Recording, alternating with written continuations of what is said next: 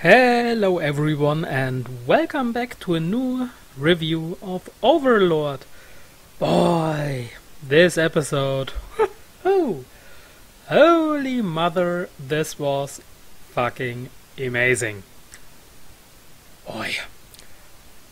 Seriously, before I talk about this episode, can I just say how good Overlord is?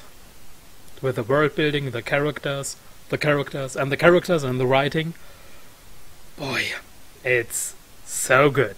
And the author is a fucking beast, because this was content from volume 7 of the novel series, and I've read that volume and whew, so good. But seeing this in anime form, with the voice acting, the soundtrack, it's so good. I mean, the novel is better than the anime because it's more detailed. You know, the usual stuff that is happening if you are doing a good adaptation, but you're still missing out on things because it is a book. But the anime is freaking amazing. The novel series is even better. So if you love Overlord, go and read the novel. Why haven't you started it already? But yeah, let's dig into this episode.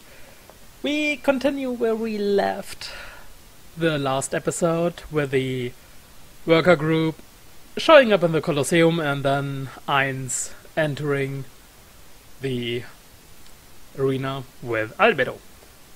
And then we had a fight. Obviously Ainz won, and it was so funny because he was wearing his ring and it concealed all his magic powers. And when they were fighting and he put his weapons away and basically said, well, come at me, humans. They were like, is he a magic caster? And then Archer was basically like, no, I don't sense any magic from him. And then he took off his ring. And she was so shocked, so afraid that she started vomiting right where she stood, and the half-elf was basically like, what have you done to her? And I was like, eh. His only comment was, yeah, it's really rude to vomit just because you see someone. And this is one of these things I love about Overlord, because while it can be dark, we all know that it can be dark, but there's still room for some comedy sneak-ins, and I just love it. So I really laughed when he basically said, yeah, you know, it's kind of rude to vomit just because you see me, so what's wrong with you?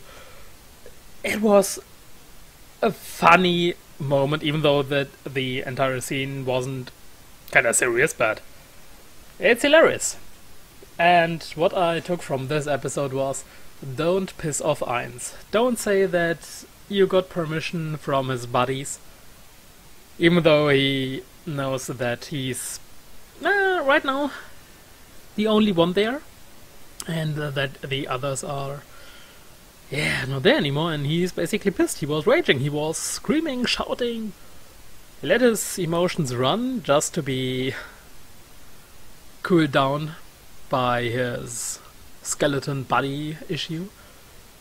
But it was really nice to see how he was really, really pissed off, and then basically being like, yeah, you thieves entering my home with your dirty shoes.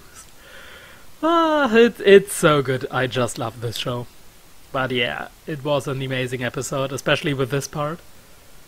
And when the worker group said when the leader was paralyzed, the priest was basically like, Archer, run away, we will defeat Ainz and come after you.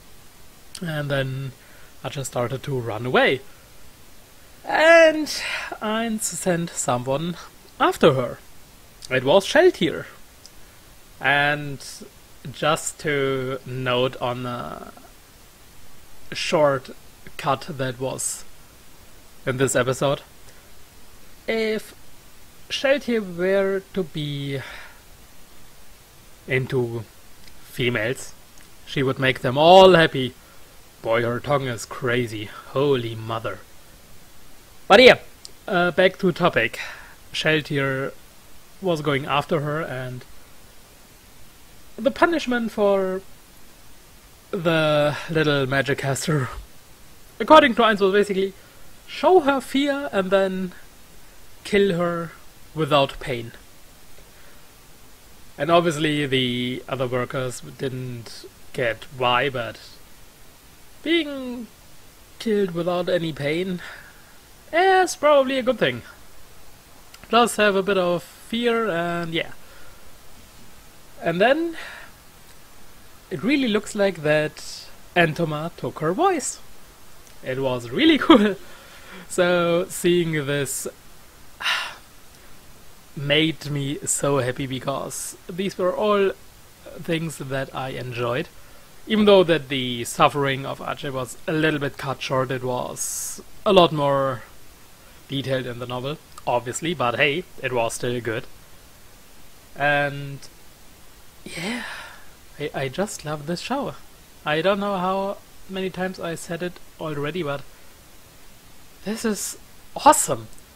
And then after the ending song, which played earlier than usual, we had another scene. We were back at the Empire, the meeting with a young emperor, the top tier mage, Fluter, and some other nobles who basically were talking about, and they were shocked that all the workers were wiped out, and now that the Emperor knows how strong Ainz is, he understands his strength, so that he can wipe out a bunch of workers.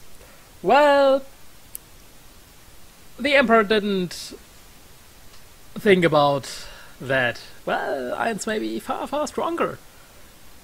And when he was basically going on like, yeah, are we prepared to kinda settle this issue with a rolling head of a noble? So he was basically like, yeah, we will just find the bad guy, we will frame someone, we will sacrifice someone, and life goes on. But all of a sudden, a fucking dragon was landing in the inner garden of the palace, and we had Marin Outer there. And they brought a message that Ainz is not amused to that they send a bunch of dirty people to his home, and he wants someone to apologize, otherwise he's going to wipe out that country. And they started with getting rid of a few people, which was really crazy. So the size that it is taking on, and especially with the difference in strength, you often see the overpowered main characters who are just like shrugging off everything or basically going full god mode whenever it is needed. But here you have Ainz, who is so massively overpowered, but he's cautious, he's thinking, he's working, he has a goal in mind, he has to keep up his appearance of being the supreme leader. And you have all the floor guardians who are monsters on their own right in terms of strength compared to the normal human in the new world, basically. And they are massively overpowered as well, and they are loyal to Ainz, and they're not just going around, they have a plan. We have Demiurge basically plotting something, having a greater picture in mind, and then we have Ainz trying to follow up on Demi's plans, and then we have Shalltear and Albedo going crazy over Ainz. But the scale it is taking, the size of this massive,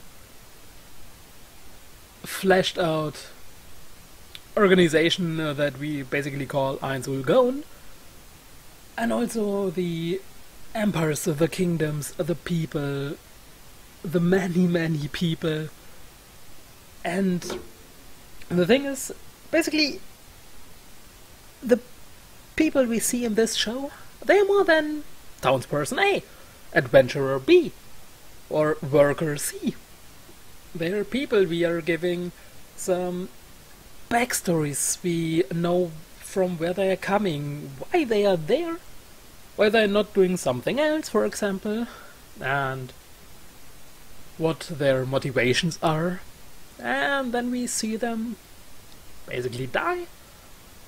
And chances are that we will be forgetting them in the near future anyway, but maybe in, I don't know, like 2 volumes and maybe season 4. I hope we will get one. We will have something like, well, yeah, you know, remember the workers who were there? Well, we will build on this and go into another direction for a storyline, and it is really thanks to the writer, the author of the original novel, how he fleshed it out, how he's creating this living world. Compared to a lot of other isekai, fantasy, science fiction stories, this world truly feels alive, and hands down, it is all thanks to the original author, and also thanks to the staff of Madhouse who are putting this down and giving it movement and animation. But yeah, I can just repeat it once again. It's an amazing show, a great novel, and this episode was fucking amazing. That's it for now. As always, thanks for watching, and I hope I will see you guys next time as well. Bye bye!